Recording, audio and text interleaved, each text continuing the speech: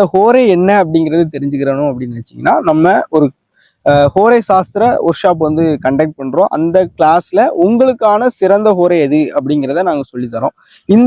இந்த விஷயங்களை நீங்க அடிப்படையாக வைத்து கொண்டு உங்களுக்கான சிறந்த கிழமை எது, உங்களுக்கு சிறந்த ஹோரை எது அப்படிங்கிறத தெரிஞ்சுக்கிட்டு உங்க வாழ்க்கையில பலமாறு நீங்க வெற்றி அடைய முடியும். ஓகேங்களா? ஸோ உதாரணத்திற்கு சனி ஹோரை சொன்னோம் இல்லையா?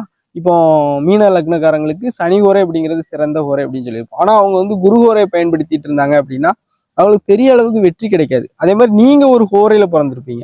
உதாரணத்திற்கு இப்போ வெள்ளிக்கிழமை காலையில ஒரு 6 மணிக்கு பிறக்கிறாங்க அப்படின்னா அவங்க வந்து சுக்கிர ஹோரையில பிறந்திருப்பாங்க. ஸோ அவங்களுக்கு சிறந்த ஹோரை எது? புரியுதுங்களா?